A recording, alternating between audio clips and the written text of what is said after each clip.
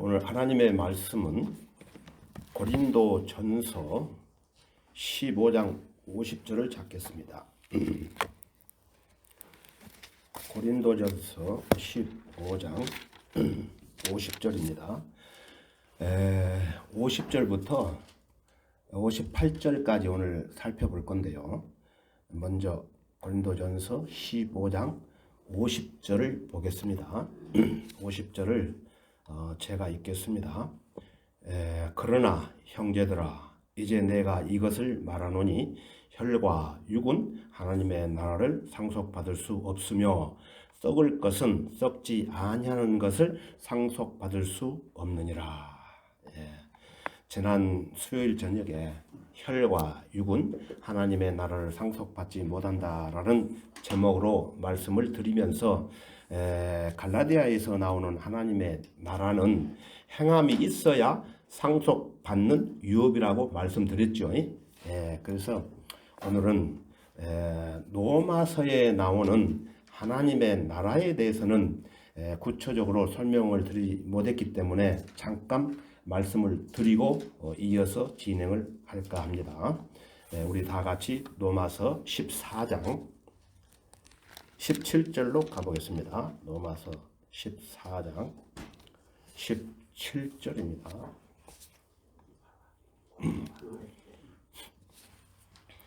로마서 14장 17절입니다. 17절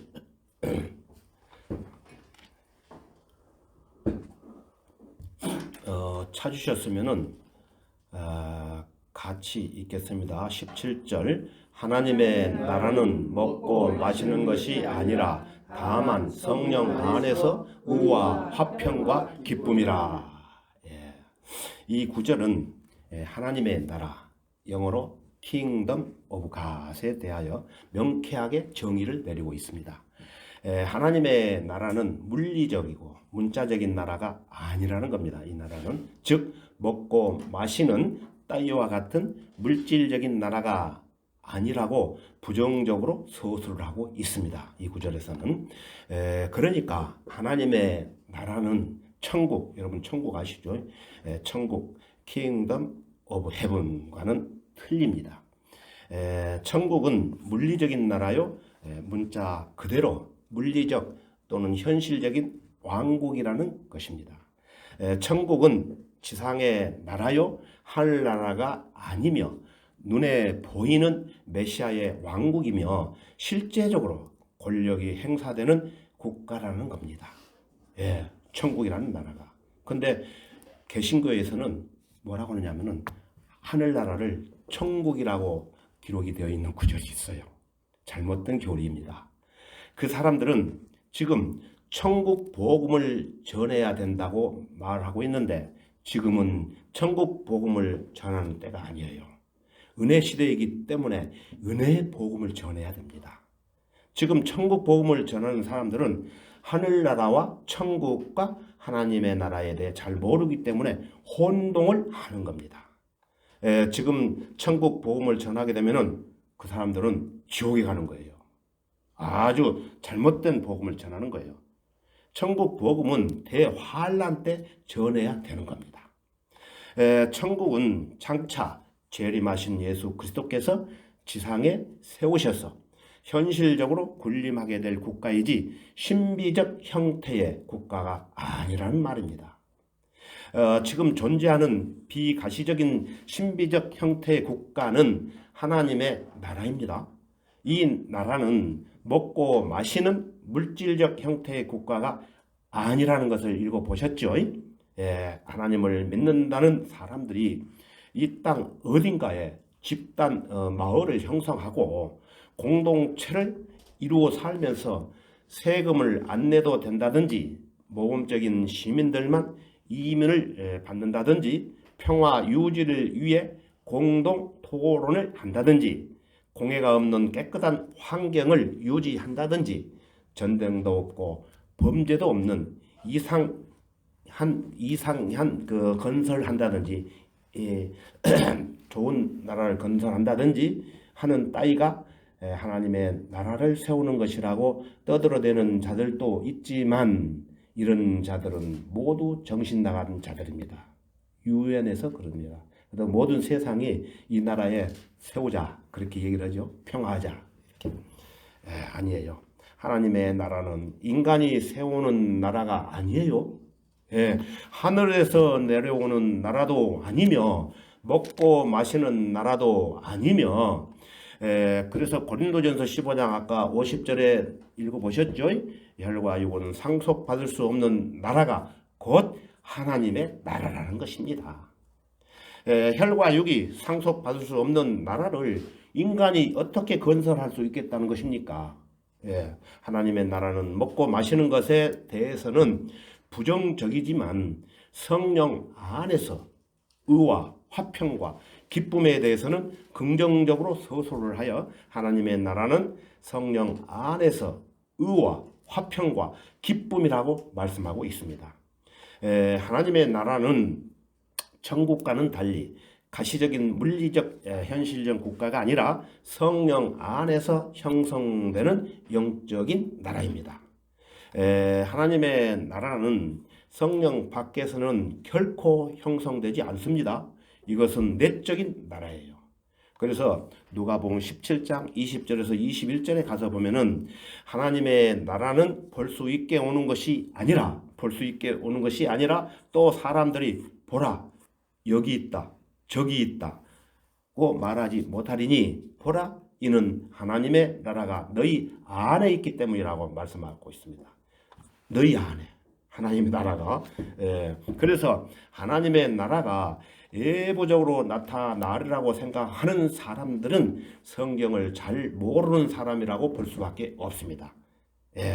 이 구절에서 혈과 육은 하나님의 나라를 상속받을 수 없기 때문에 이 지상에서 천국을 가져온다는 것은 절대로 불가하다는 것입니다.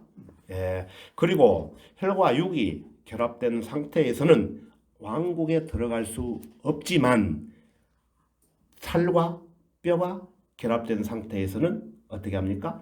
들어갈 수 있다는 것입니다. 그러니까 피를 가지고는 못 가고 피를 다 쏟고 전번에 말씀드렸죠. 쏟고 살과 뼈 예수님도 살과 뼈밖에 없다고 설명했잖아요. 그 다음에 그 최초의 아담도 피로 만들어졌다고 안 했어요. 그래서 아담도 처음에 피 없이 만들어졌어요. 이해가 안 가죠? 그러면은 피가 없이 어떻게 살아나요? 근데 물의 형체가 물로 이렇게 되어 있어요. 처음에는. 그래서 채소만 먹었어요. 근데 아담이 죄를 지음으로 말미암아 변질이 돼가지고 그 물의 순환 체계가 없어지고 선악과를 다 먹음으로 인해 피가 형성이 돼버린 거예요. 그래서 그 피가 아담의 후손들이 전부 피가 생겨가지고 우리도 피가 있는 거예요. 피의 전례가 그렇습니다. 그래서 혈과 육이 결합된 상태에서는 왕국에 들어갈 수 없지만 우리가 들림을 받을 때 피를 다 쏟고 나면은 살과 뼈가 결합된 상태로 변화를 받아가지고 들어간다는 것입니다. 자, 15장 51절을 보시겠습니다. 15장 51절입니다. 고린도전서 15장 51절. 본문 말씀은 표시를 해놓으세요. 왔다 갔다 많이 찾아야 되니까 다른 데 갔다가 또 그러니까요. 뭐 이렇게 줄로 이렇게 끼워 놓으면 쉬워요. 15장 51절을 보겠습니다. 내가 너희에게 한 가지 신비를 말하노니 우리가 다 잠잘 것이 아니요 오히려 우리가 모두 변화될 것이니. 그리스도께서 공중 재림 하신다고 했죠. 공중 재림 하실 때 어떤 성도는 죽어서 땅속에 잠들어 있는 것이고 죽은 것이 아니고 잠들었다고 전번에 설명드렸죠. 그리스도인들이 그때 어떤 성도는 비록 살아있더라도 주님이 공중재림하실 때 죽지 않고 이 현 세상에 살아있더라도 그들의 몸은 썩는 몸에서 썩지 않는 몸으로 모두 변화되어야 되는데 그것은 자기 피를 모두 다 쏟아버리고 나야 휴거가 된다는 말씀이에요. 제가 확실하게 더 부연 설명을 드린 것입니다.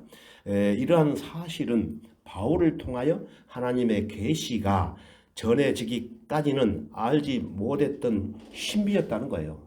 근데 개혁성경은 뭐라고 그랬다고 그랬어요? 비밀이라고 그랬어요. 그 말이 안 맞는 거예요. 신비. 그러나 그리스도인들이 휴거된 후에 이 지상에서 일어날 7년 대환란 이후에 있게 될 휴거가 또 있어요. 환란 때 구원받는 사람들의 휴거. 그거는 신비가 아니었다는 거예요.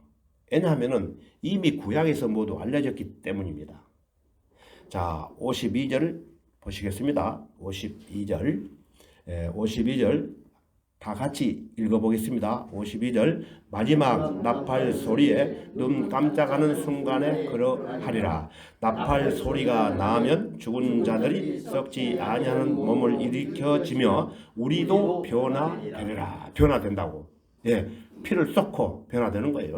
모든 일들이 눈 깜짝하는 순간에, 여러분 눈 깜짝 한번 해보세요. 이 깜짝하는 순간에 하늘나라로 가버린 거예요. 빛보다 더 빠른 속도로.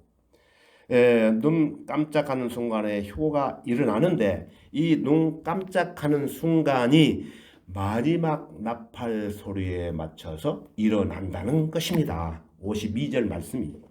이 나팔 소리는 요한계시록에 나오는 일곱 나팔과는 관련이 없어요. 여기 고린도전서 15장의 나팔 소리는 즉 나팔이 내는 소리를 말하기 때문입니다.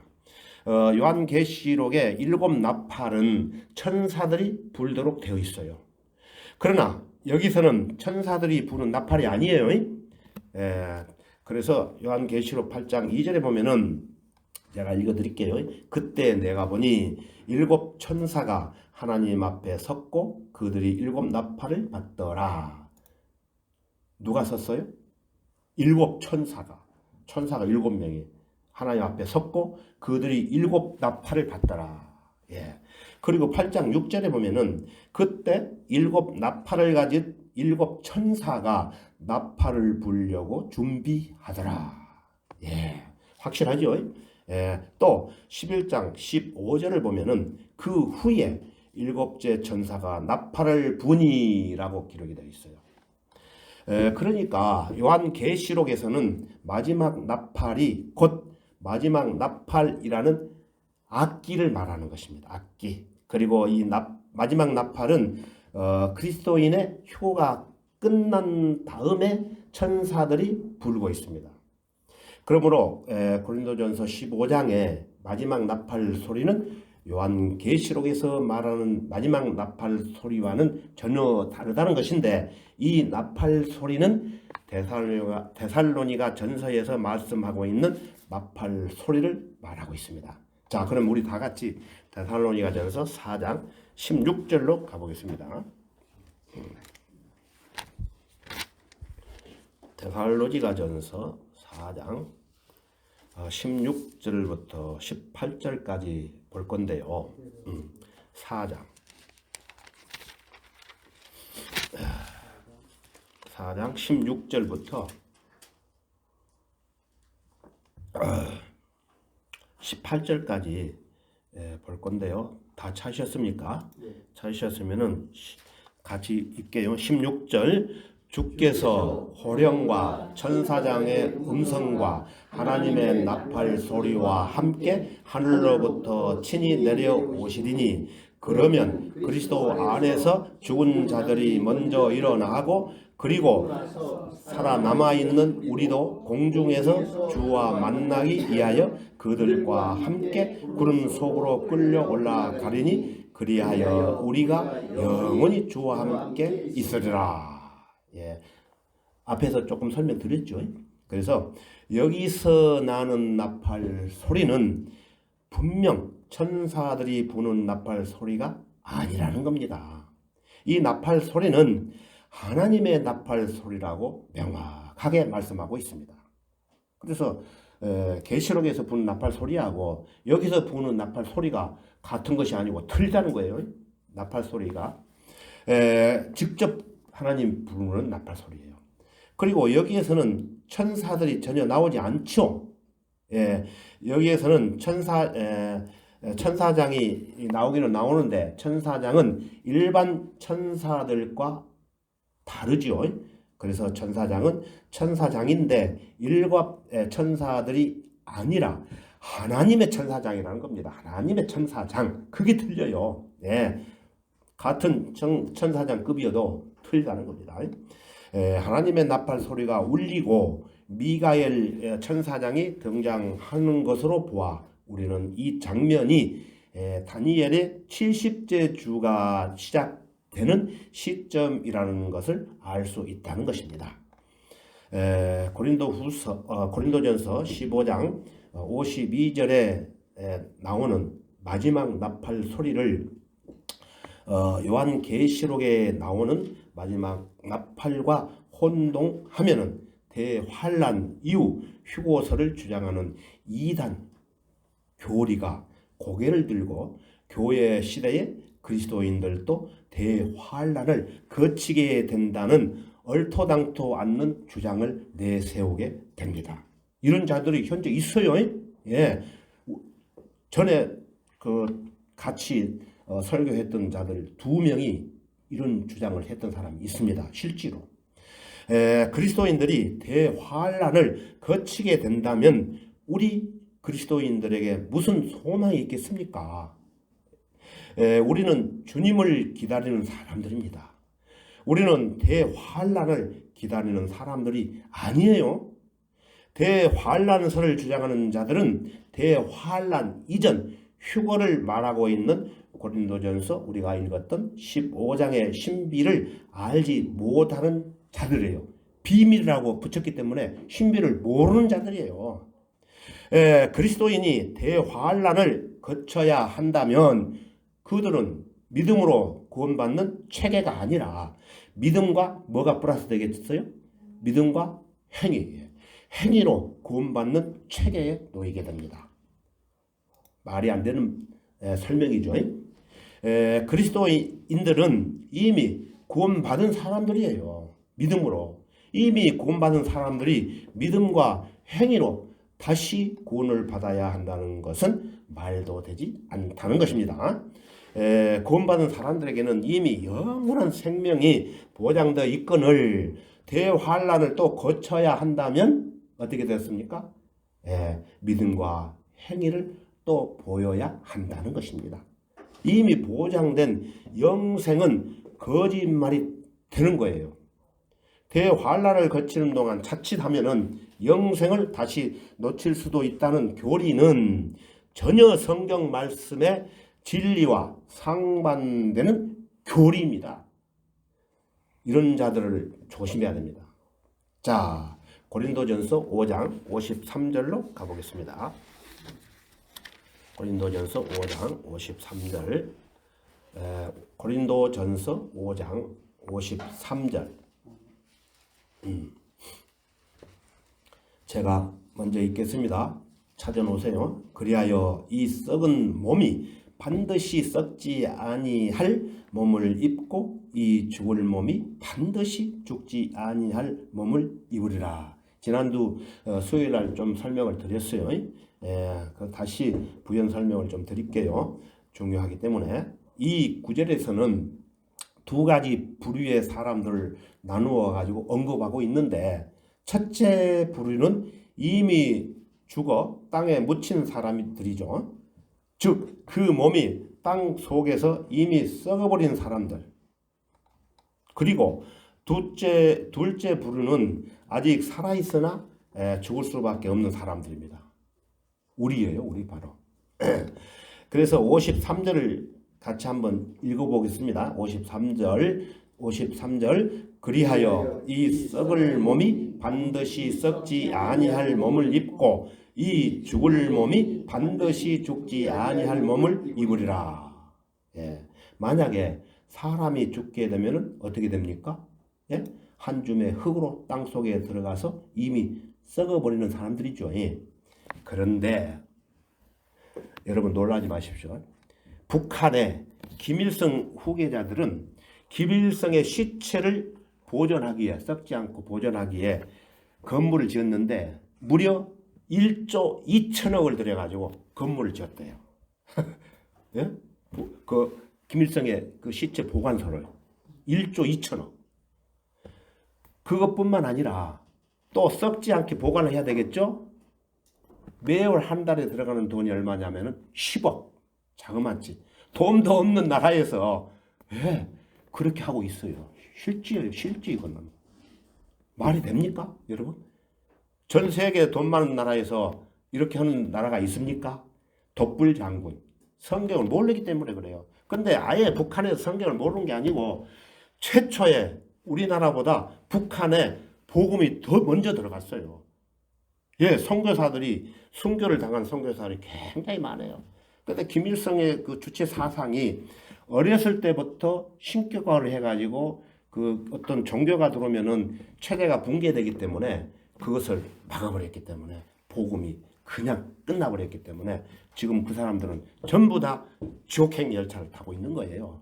아주 불쌍한 사람들이에요, 실제로. 그래서 우리가 통일이 되면은 손에 손잡고 성경을 들고 은혜의 복음을 전하러 가야 됩니다.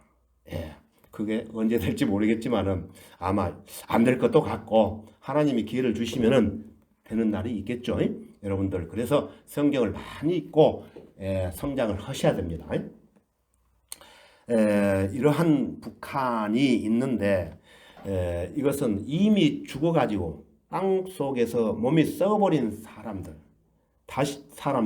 그래서 다시는 썩지 않을 새 몸을 입고 살아 일어나는 것인데 그리고 살아 있으되 죽을 수밖에 없는 몸을 입고 있는 사람들은 죽지 않는 새 몸으로 갈아입고 영원히 살아있게 되는 것입니다. 그래서 여러분들이 성경을 보시면은 홍해 바다가 그 기적이 일어나 가지고 물이 피바다가 됐어요. 그리고 요한복음에 보면은 예수님이 잔치집에 가셔가지고 포도주가 떨어졌잖아요. 그때에 물을 가지고 오라 해가지고 그 물을 가지고 포도주를 만든 거예요. 이게 피의 상징이에요. 그래서 아담이 피가 없는 상태에서 하나님의 형상대로 창조되었다고 그러잖아요. 하나님의 형상.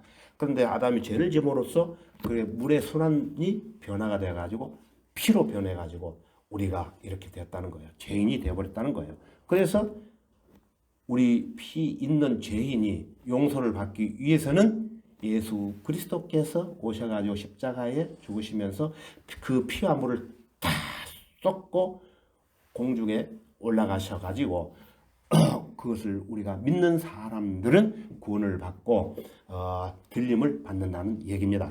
자, 이어지는 54절입니다. 54절. 이 썩을 몸이 썩지 아니함을 입고 또 이 죽을 몸이 죽지 아니함을 입게 되면 그때 사망이 승리 속에 삼킨 바 되었느니라고 기록된 말씀이 이루어지리라. 예, 부연 설명 드릴게요.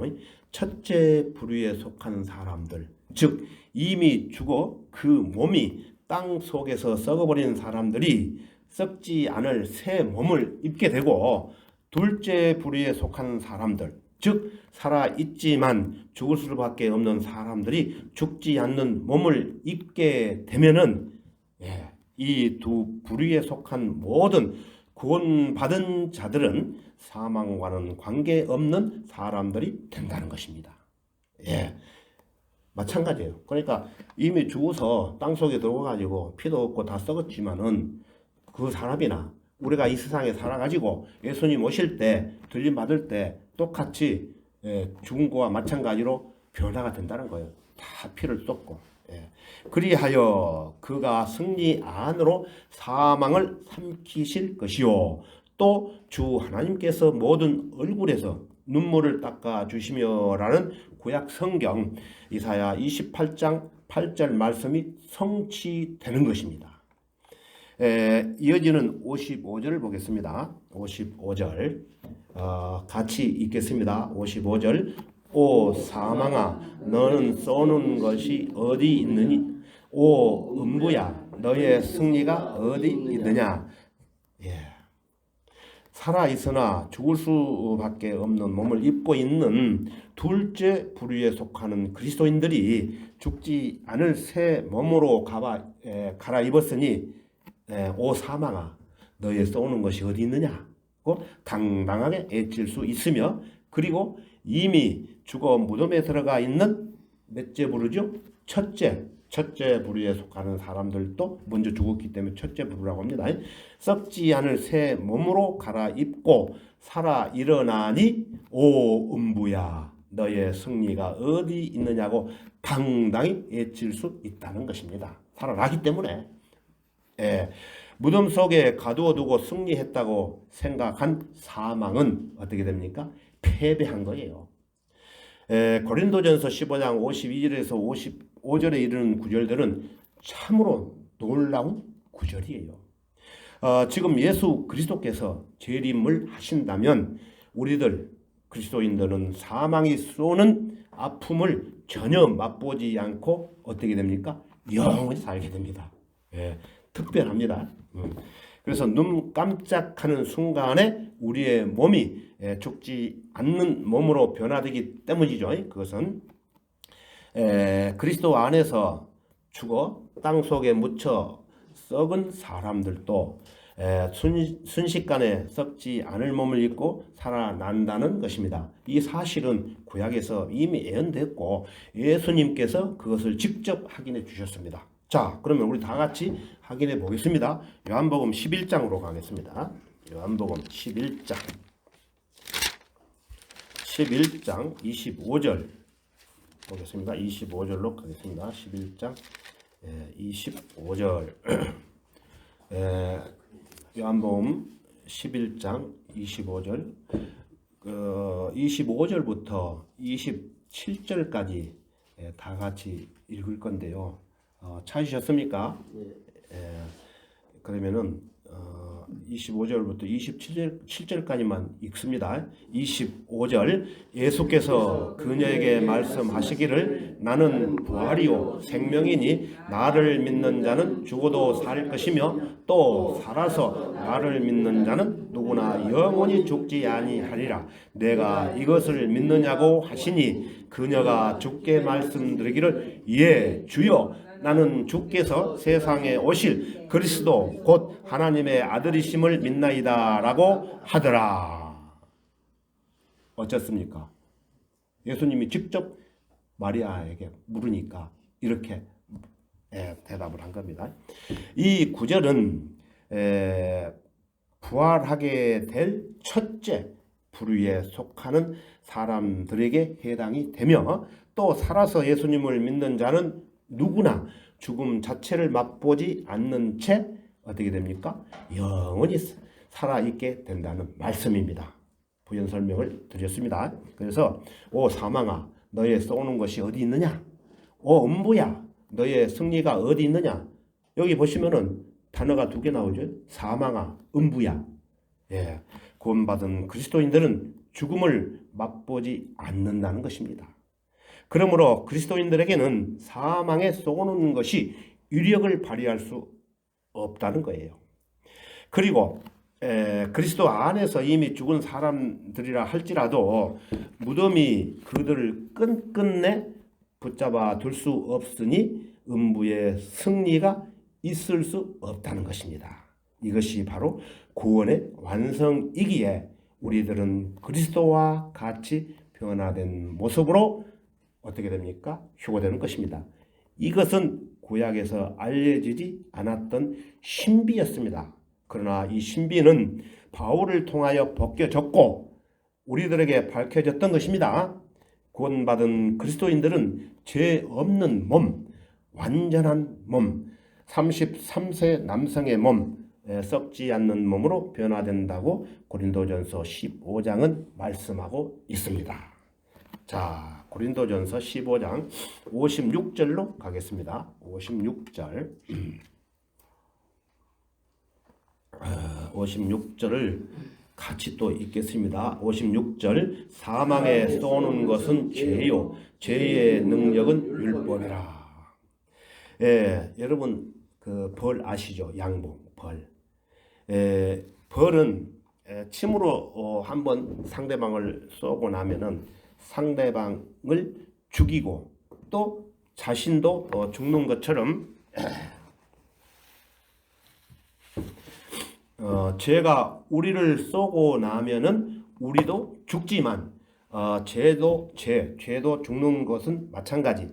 그래서 우리의 죄는 우리가 죽어야만 피장파장이라는 겁니다. 죄는 죽음을 요구할 능력을 갖는데 이 능력이 바로 율법의 능력이라는 거예요. 율법은 우리의 죄에 대하여 목숨을 내놓으라고 요구할 권리를 가지며 우리는 죄가 있는 한 그 요구에 굴복하여 죽을 수밖에 없습니다. 그러나 주 예수 그리스도께서 우리의 죄를 자신이 대신 어떻게 했습니까? 짊어지셔가지고 제거해 주셨죠. 그래서 그분께서 오셔서 율법의 요구를 대신 들어주셨고 우리의 죄값을 모두 지불하셨던 것입니다. 다시 말해서 우리의 죄로 인하여 우리들 자신이 쏘일 것을 그분께서 사망의 침에 대신 쏘이시고 어떻게 됐습니까? 죽으셨다는 것입니다.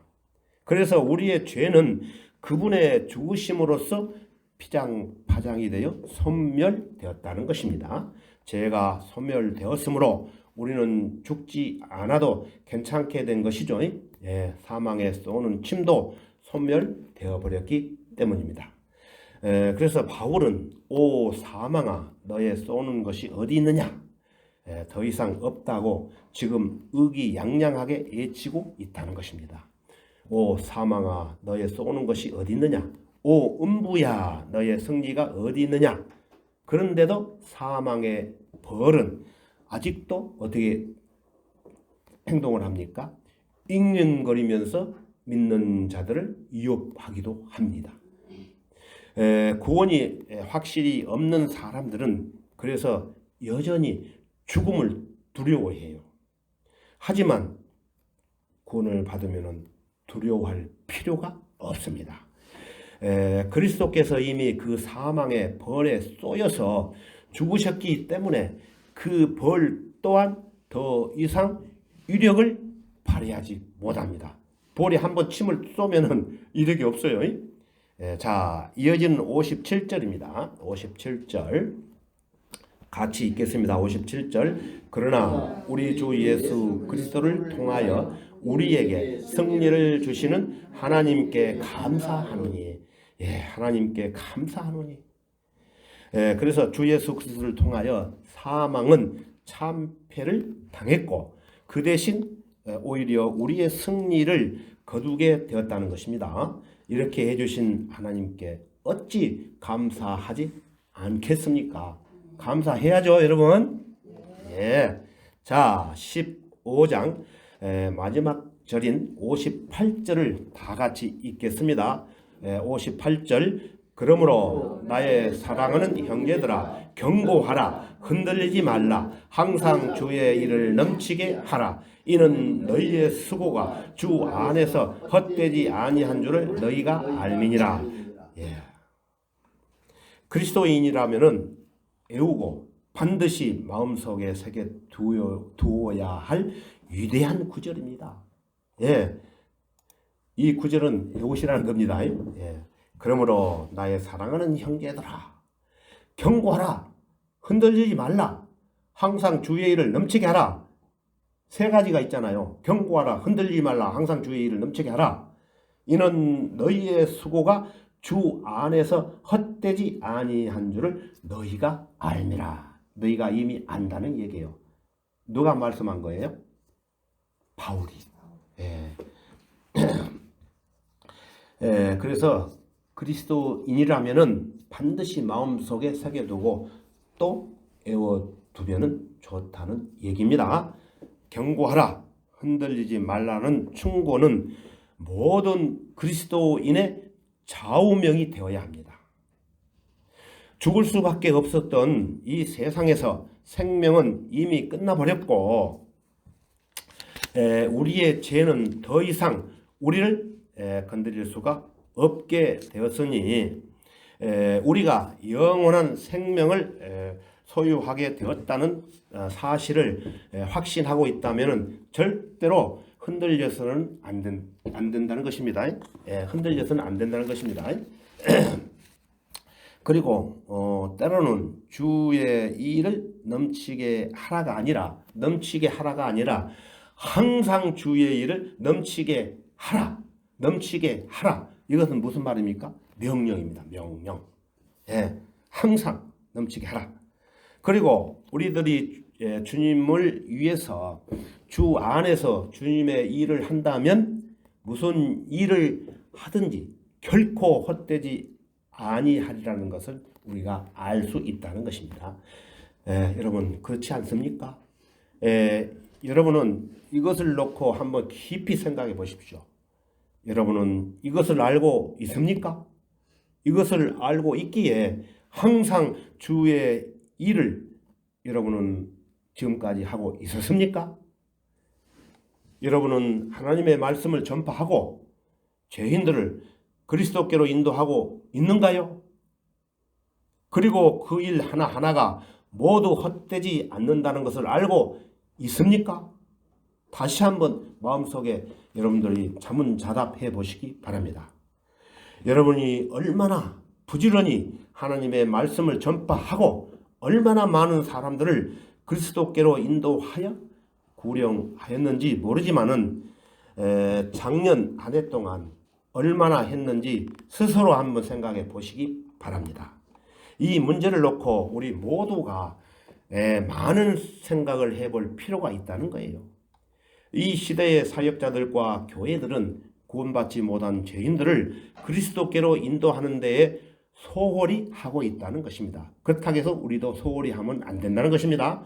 복음을 들고 밖으로 뛰쳐나가서 길거리 모퉁이에서 말씀을 전파하고 죄인들에게 예수 그리스도를 영접하도록 예치기보다는 일꾼들이 교회에 들어앉아